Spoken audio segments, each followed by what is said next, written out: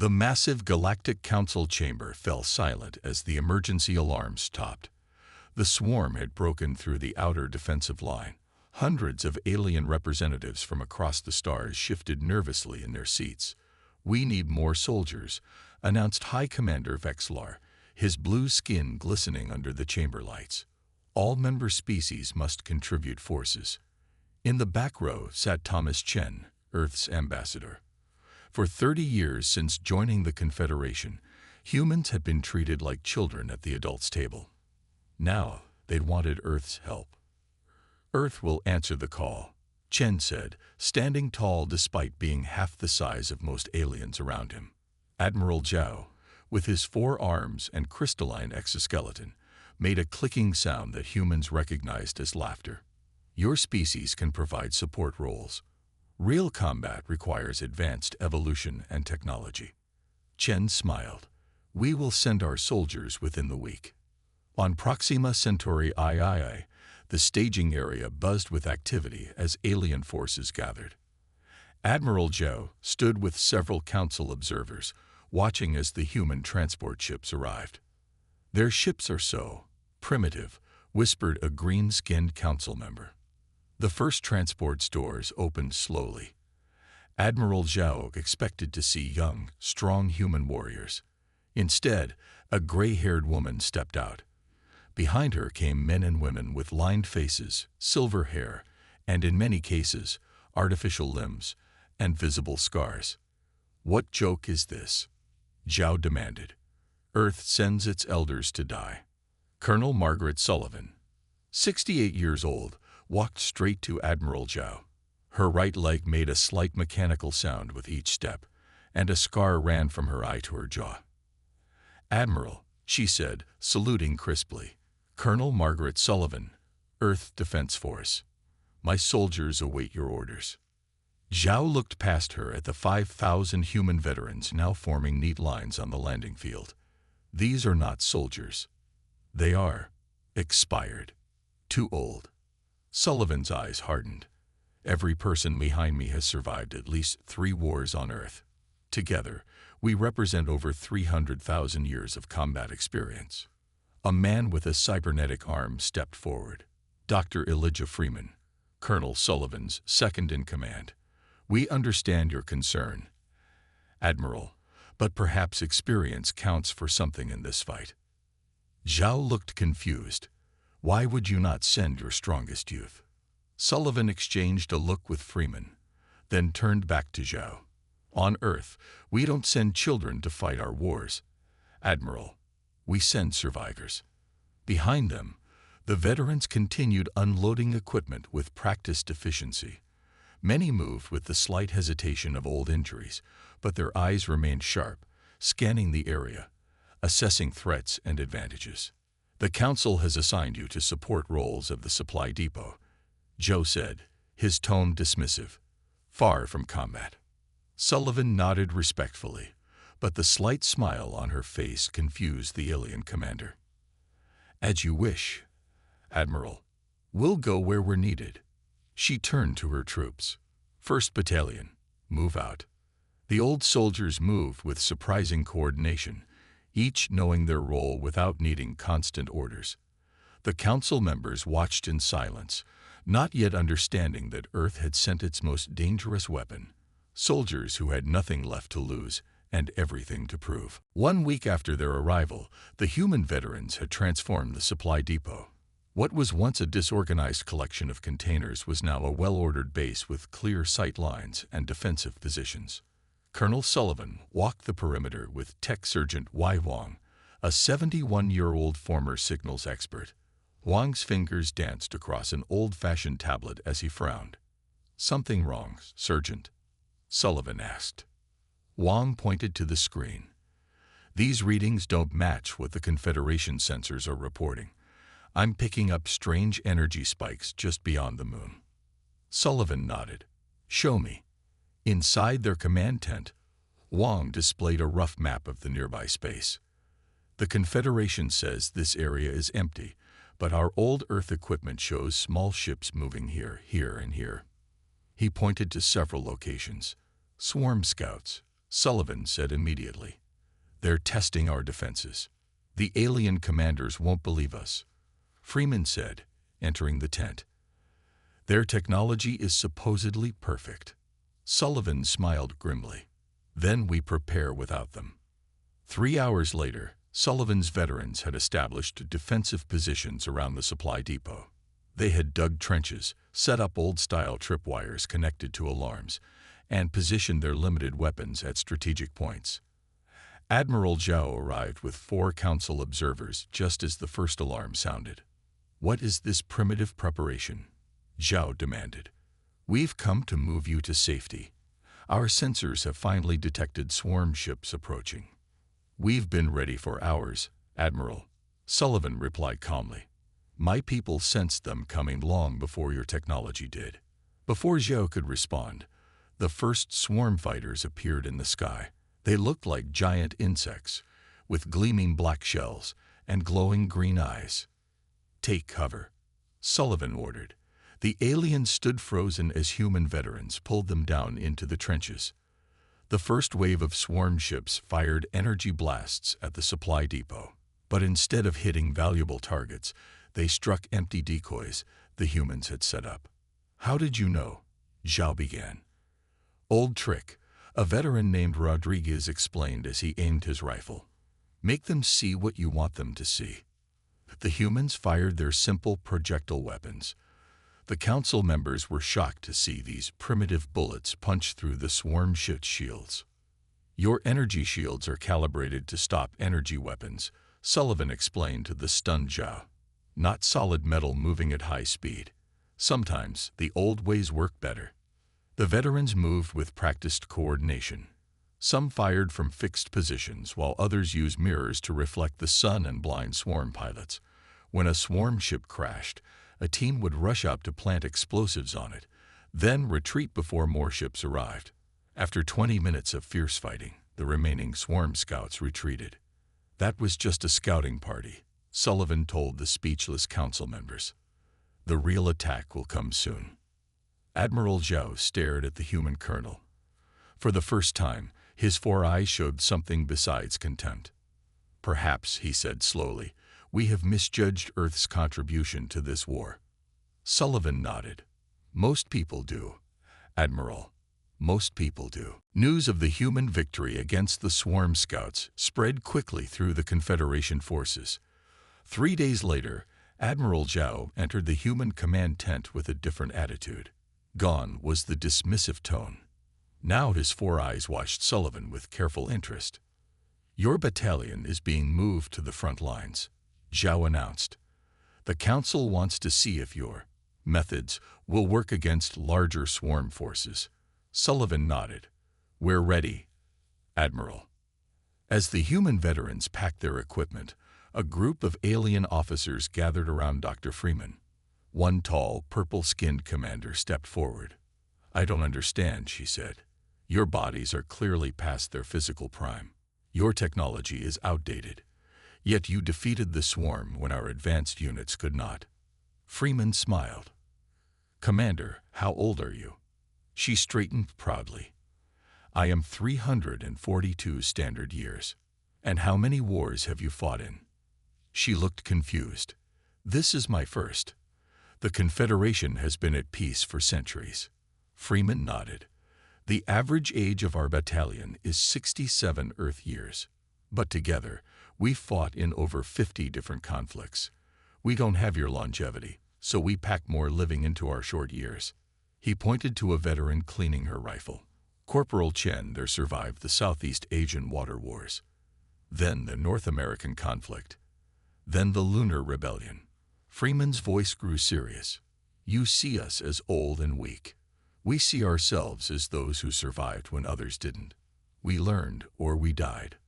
At the forward base, Sullivan studied the swarm attack patterns displayed on their tactical screen.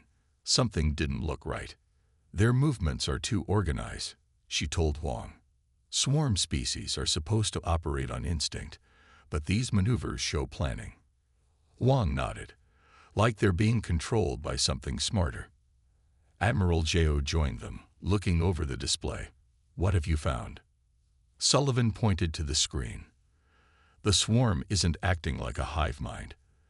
They're being directed by something, or someone, with intelligence. Zhao's exoskeleton clicked in concern. That's impossible.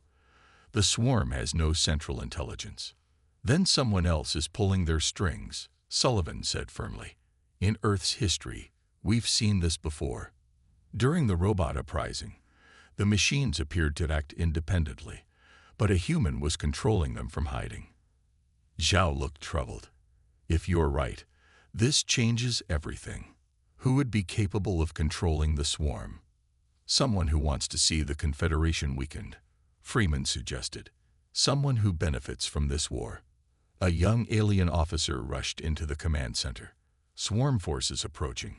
Largest group we've ever detected. Sullivan straightened. Time to test our theory. If they're being controlled, they'll focus on high-value targets rather than spreading out. She turned to her veterans. Prepare for combat. Remember Mexico City. The old soldiers nodded grimly. They understood the reference to a famous battle where outnumbered forces had prevailed through clever tactics. Admiral Zhao watched with new respect as the human veterans moved to their positions with calm efficiency. These weren't just old soldiers. They were survivors, tested by fire and time. And for the first time, he was glad they were on his side. The Confederation Brigade Commander, General Zalter, looked skeptical as Sullivan's veterans joined his forces. His long, reed-thin body swayed as he spoke. You will be given standard equipment and follow standard protocols, he told Sullivan. Your battalion will support the main attack. Sullivan accepted the orders with a polite nod, but as soon as Zalter left, she turned to her team. Rodriguez, Chen, get our people working on these weapons. Make them useful. Within hours, the human veterans had modified their assigned equipment in ways that confused the alien soldiers. They removed safety limiters from energy rifles, attached bayonets to weapons not designed for them, and rigged simple but effective traps using spare parts. What are they doing to our technology? One alien officer asked Zhao, who had stayed to observe. Improving it, Zhao replied simply. The next morning, swarm forces surrounded the brigade's position. There were thousands of them, their black insect-like bodies blocking the horizon. General Zalter called his officers together. We are outnumbered 3-1, he announced. We will retreat to defensive position Delta and wait for reinforcements. Sullivan stepped forward. With respect, General, retreat puts us in a worse position. The swarm will just follow and attack us when we're vulnerable. Do you have an alternative, human? Zalter asked with obvious doubt. Sullivan pointed to the tactical display. Yes. We attack through here, the thickest part of their formation. The alien officers stared at her in disbelief. That's suicide, one said. It's the last thing they'll expect, Sullivan countered. The swarm thinks like a hive, focusing on the edges, not protecting its center. If we punch through fast and hard, we can break their formation and disrupt whoever is controlling them. General Zalter hesitated, then nodded. We have little to lose. Prepare your forces.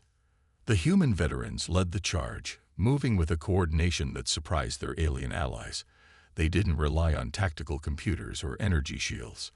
Instead, they used smoke grenades to blind swarm sensors and moved in irregular patterns that confused the enemy targeting systems. Rodriguez, a former construction worker, had taught the alien troops how to create and use simple fortifications as they advanced, throwing up barriers, then leapfrogging forward to new positions. When a group of swarm fighters broke through, Sullivan herself led the counterattack, moving with the speed and precision of someone half her age. How do they fight like this? An alien soldier asked as he watched the humans. Sergeant Miller, a former chef, overheard the question as he reloaded his weapon. Back on Earth, I cooked for 40 years, he explained. When you've been burned enough times, you learn to trust your instincts more than your tools. By midday, the impossible had happened. The Confederation forces had punched through the swarm's center, dividing them into confused, uncoordinated groups. 3 Confederation divisions that had been trapped were now free. Admiral Zhao found Sullivan as medics treated a cut on her arm. "Your tactics saved thousands of lives today," he said. "The Council is reviewing Earth's military history. They seem disturbed by what they're finding." Sullivan laughed. "They should be. War is terrible, Admiral, but forgetting its lessons is worse." Zhao nodded thoughtfully. Perhaps there is wisdom in remembering, after all. The success of Sullivan's battalion had earned them a new mission. Admiral Zhao personally briefed the human veterans in a secure underground chamber. "We need to investigate a swarm communications hub," Zhao explained, pointing to a holographic map. "Our intelligence suggests this is where the control signals are coming from." Sullivan studied the map. "Heavy defenses. How do we get in?" "That," Zhao said, "is why we're sending humans. Your unconventional methods might succeed where our standard approaches would fail." Sullivan gathered her team leaders. Tech Sergeant Wei Huang would lead the technical aspect of the mission. Despite his age and arthritic hands, no one was better at understanding alien signals. 30 of us go in," Sullivan told her veterans. "Light equipment only. No comms that the swarm can detect." 3 days later, Sullivan's team approached the communications hub. The massive structure sat in a valley surrounded by swarm patrols. Most species would have relied on cloaking technology or energy shields for protection. The humans used mud. "Just like the jungle wars back home," whispered Chen as they smeared the dark substance over their skin and equipment. "Blocks heat signatures." They moved through radiation zones that disrupted sensors, using hand signals instead of speaking. When swarm patrols passed, the veterans remained perfectly still, controlling even their breathing, a skill learned in Earth's most desperate conflicts. Inside the hub, Wang connected his equipment to a swarm terminal while others stood guard. "Colonel," he called softly, "you need to see this." Sullivan moved to his side. On the screen, strange symbols flashed. "Can you read it?" she asked. Wang nodded. "It's encrypted, but I recognize patterns. These aren't swarm communications. This is a control signal." His old eyes widened. "And it's coming from inside the Confederation. Someone in the Galactic Council is controlling the swarm." Sullivan asked in disbelief. "Not the Council exactly," Wang explained. "These signals match protocols used by the Vex hegemony, a species known for biological technology. They're Confederation members, but they've always demanded more power." Sullivan's face hardened. "We need to get this evidence back to Admiral Zhao." Just then, the facility's alarms blared. A massive swarm force had detected their presence. "We're cut off," Rodriguez reported after checking their escape route. "Too many of them." Sullivan made a quick decision. "Wang, take Freeman and 5 others. Get that data back to Zhao. The rest of us will create a diversion." Freeman protested. "Margaret, you won't survive." "Probably not," Sullivan agreed calmly. "But the mission will. Now go." As Freeman's small team slipped away through a maintenance tunnel, Sullivan gathered her remaining veterans. "All right, old soldiers," she said with a grim smile. "Let's remind the galaxy why humans are the best at making a mess." She activated the facility's emergency systems, creating chaos throughout the complex. As swarm forces rushed toward them, the human veterans prepared for what they privately called the last man standing protocol, a desperate fighting retreat designed to draw maximum enemy resources. "Hold this position as long as possible," Sullivan ordered. "Give Freeman's team time to break through." The first wave of swarm fighters burst into the chamber, and the old human soldiers opened fire. The swarm poured into the communications hub like a black tide. Sullivan's veterans had created defensive positions using whatever they could find. Overturned tables, equipment racks, structural panels pried from walls. "Conserve ammunition," Sullivan ordered. "Make every shot count." The old soldiers fought with the calm precision that comes only from experience.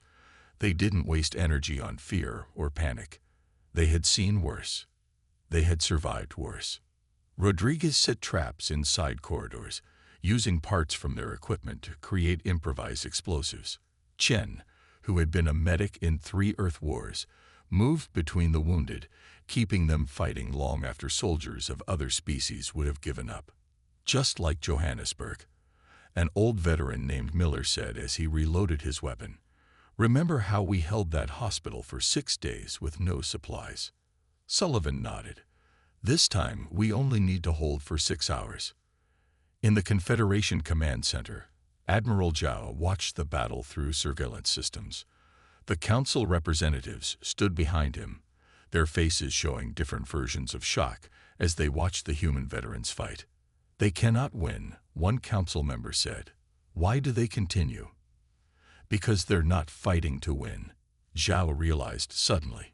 "They're fighting for time." He turned to his officers. "Prepare my ship.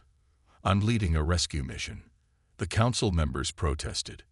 "Admiral, protocol forbids." "Protocol," Zhao interrupted, "does not account for humans."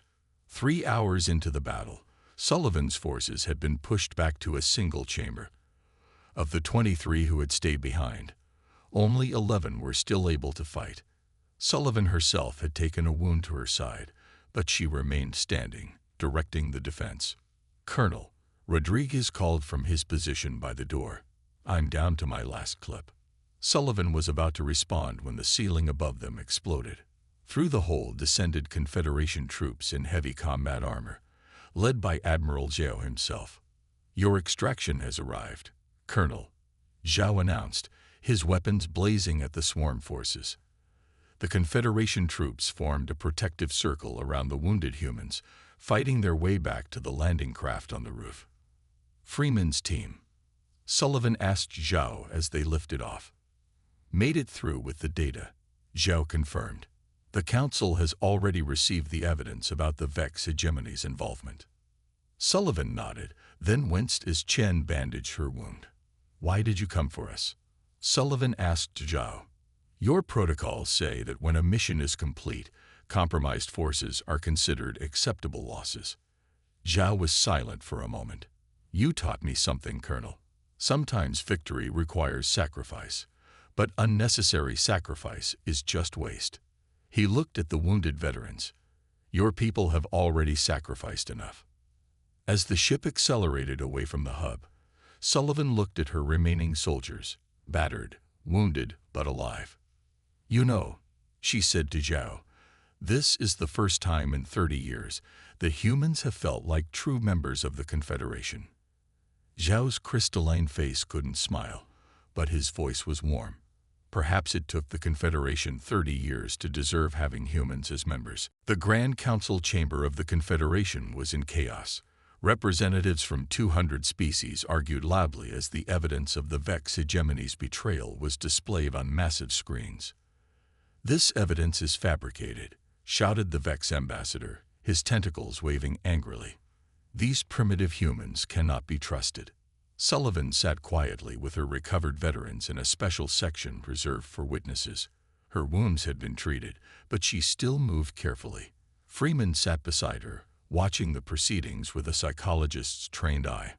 High Counselor Trillex called for order. "We must determine if this evidence is valid before taking action against a founding member of the Confederation." Freeman leaned over to Sullivan. "They're going to talk this to death while the swarm keeps attacking." Admiral Zhao approached the human section. "Colonel Sullivan, the Council requests your testimony." Sullivan stood slowly and walked to the center of the chamber. All eyes turned to her, some curious, some hostile, some respectful. "Colonel," began High Counselor Trillex, "explain how you obtained this evidence." Sullivan described the mission simply and clearly. When she finished, the Vex ambassador hissed, "Impossible. No organic beings could infiltrate a swarm hub without advanced cloaking technology." "We used mud and discipline," Sullivan replied calmly. "Technologies your people have forgotten." Murmurs spread through the chamber. Freeman stepped forward. "May I address the Council?" he asked. When given permission, he displayed a series of charts. These are psychological profiles I've prepared of all major Confederation species, he explained. Based on my study of your histories and behaviors, I predicted which species would be most likely to use the swarm as a weapon. The council members shifted uncomfortably as Freeman continued. The Vex hegemony scored highest in the category of willing to sacrifice others for power and skilled in biological manipulation. Freeman looked directly at the Vex ambassador. Your reaction just now, immediate denial and attack rather than questioning, matches the profile perfectly. The chamber fell silent as council members realized how accurately Freeman had predicted their behaviors. Sullivan returned to the center. While you debate, the swarm continues to advance. We have a plan to end this threat, but it requires immediate action. What plan? Asked Trelax. Instead of fighting the swarm directly, we target those controlling them, the Vex operation centers. A small, elite force can disable the control systems. The Vex ambassador rose. This is outrageous. We demand. You demand nothing, interrupted Admiral Zhao, stepping forward. I have independently verified the humans' evidence. The signal patterns match known Vex communication protocols. The council erupted again. Sullivan returned to her seat while the debate raged. Will they act in time? She asked Zhao quietly. The council moves slowly, Zhao admitted. But I do not. He lowered his voice. My ships are ready. If the council delays too long, we will implement your plan without their approval. Sullivan looked surprised. That's against every protocol in the Confederation. Zhao's crystalline face caught the light as he turned to her. Yes, but sometimes, Colonel, victory requires breaking protocols. Freeman smiled. You've been around humans too long, Admiral. Perhaps, Zhao replied. Not long enough. While the council continued its debates, Sullivan, Zhao, and a select team prepared for action. They gathered on Zhao's command ship in orbit around Proxima Centauri II. We call this Operation Memory, Sullivan told the mixed team of human veterans and elite Confederation troops. Because humanity's greatest strength is remembering the lessons of past conflicts. The target was a remote moon where, according to their intelligence, the Vex hegemony had built their main control center for the swarm. The Vex will have advanced defense systems, Zhao warned. Sullivan nodded, which is why we won't rely on advanced technology. She turned to her veterans. Show our new friends how to fight without computers. The human veterans spent a day training the Confederation soldiers in what they called old-school combat techniques, using physical signals instead of radio, improvising weapons, and fighting without relying on targeting systems or energy shields. What if our equipment fails? Asked a tall, blue-skinned Confederation soldier. That's the point, replied Rodriguez with a smile. We assume it will fail, so we plan for that from the start. As they approached the moon, their fears proved correct. Powerful jammers disabled the ship's advanced systems, but Sullivan had expected this. Switch to backup mechanical controls, she ordered. The Confederation pilots looked confused. Mechanical controls were considered primitive and had been removed from most ships centuries ago. But Zhao had specially modified his vessels based on Sullivan's advice. Like this, an old human pilot demonstrated, taking manual control of the ship. The other pilots quickly followed his example. They landed a safe distance from the facility and approached on foot. The complex was massive, a sprawling structure of black metal and pulsing green lights. Reminds me of the underground labs in the Siberian conflict, muttered Freeman. Sullivan divided them into 3 teams. Team 1 creates a diversion at the main entrance. Team 2 cuts power to the security systems. Team 3, my team, goes for the control center. The attack began as night fell on the moon. Just as planned, the Vex defenders focused on the obvious threat at the main entrance, while Sullivan's team slipped through a maintenance tunnel that Huang had identified from old building plans. Inside the facility, they moved quietly through dark corridors. When they reached the central chamber, Sullivan gave the signal to breach. They burst into a vast room filled with strange organic machines. Vex operators sat connected to the equipment through tentacle-like interfaces. In the center stood a massive pulsing structure that looked half machine, half living organism. "The control node," Juan whispered. "That's what's directing the swarm." As the Vex controllers turned in surprise, Sullivan's team attacked. The fighting was intense and close quarters. Sullivan took aim at what appeared to be the main control panel, but a Vex soldier fired first. Sullivan felt the burning pain as the energy blast hit her chest. She fell to her knees, but still managed to throw a small explosive device toward the control node. The explosion rocked the chamber. The organic machines sparked and smoked. The connection to the swarm was broken. As darkness closed in around Sullivan's vision, she saw her veterans and Zhao's troops securing the facility. They had won. "Well," she whispered as Freeman rushed to her side. "Not bad for an old soldier's last battle." Sullivan floated in darkness. Voices came and went around her. Sometimes she recognized Freeman or Rodriguez. Other times, the strange clicking speech of Admiral Zhao reached her. Time had no meaning here. Then, slowly, light returned. Sullivan opened her eyes to find herself in a Confederation medical bay. The technology here was far beyond anything on Earth. Tubes and glowing devices connected to her body. "Welcome back, Colonel," said Freeman, who sat beside her bed. "You've been unconscious for 2 weeks." Sullivan tried to speak, but her throat was dry. Freeman helped her drink water. "The mission," she finally managed to ask. "Complete success," Freeman assured her. The control node was destroyed. Without Vex guidance, the swarm broke into disorganized groups. Confederation forces are pushing them back everywhere. Sullivan nodded weakly. "Casualties. Rodriguez and Chen made it.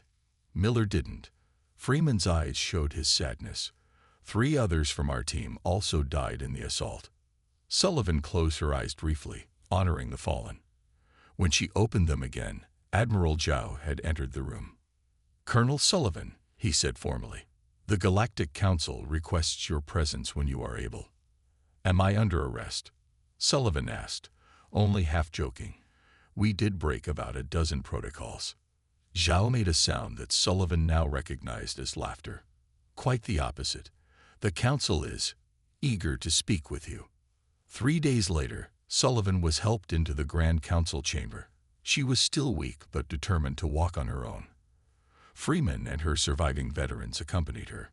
The chamber looked different. Representatives from all Confederation species stood as she entered, a sign of deep respect. The Vex seats were empty. High Counselor Trilak spoke. "Colonel Margaret Sullivan, the Confederation owes you and your veterans a debt we cannot repay. Your actions exposed the Vex hegemony's betrayal and saved countless lives." Sullivan nodded, uncomfortable with the praise. "My soldiers did their duty, Counselor. Nothing more." "It was much more," Trilak continued. "You have taught us lessons we have forgotten. The Council has voted to establish a new military doctrine, incorporating human combat philosophies." Admiral Zhao stepped forward. "We are also creating a Veterans Advisory Council. We ask you to serve as its first chair." Sullivan looked surprised. "Me? I'm just a soldier." "No," said Zhao.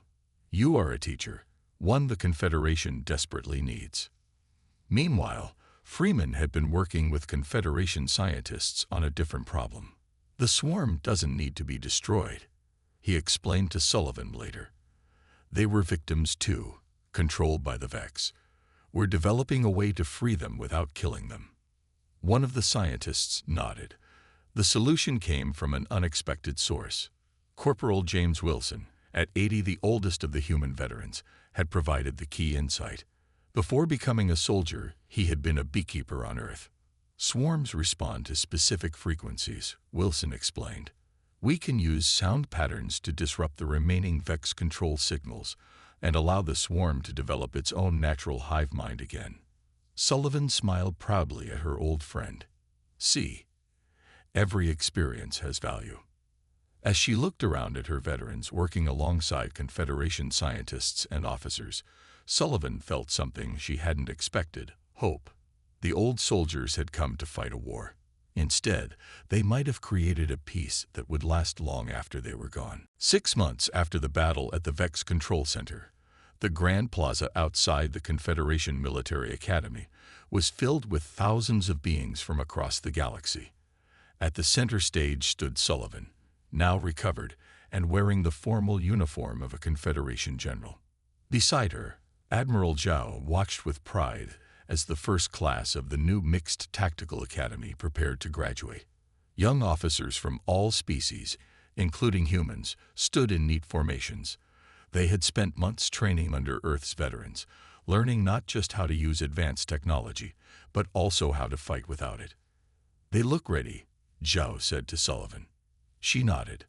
"They've learned that technology is a tool, not a crutch.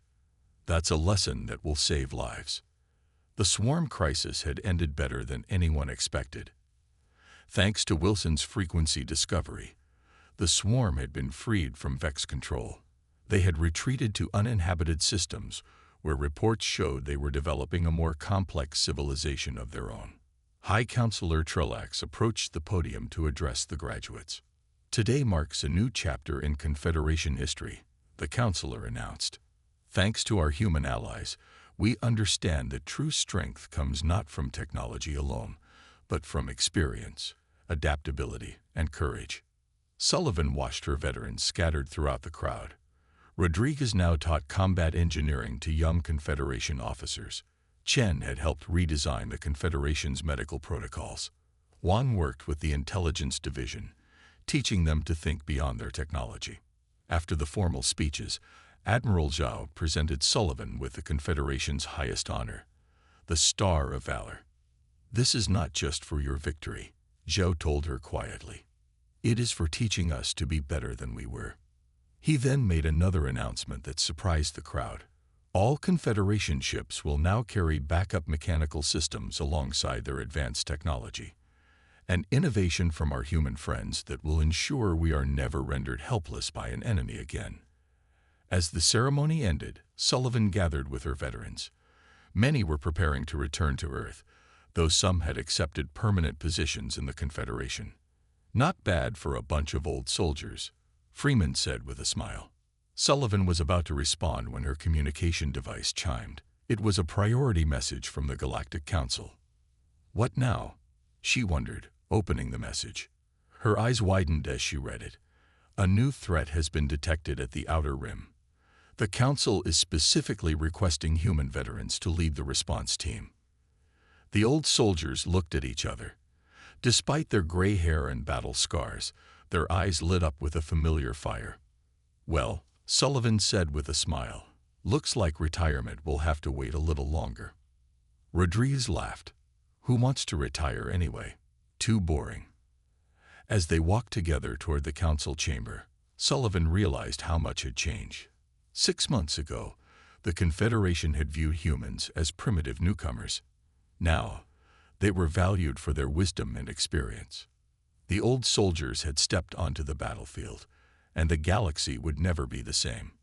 Sometimes, Sullivan thought, the oldest warriors make the best teachers for a new age.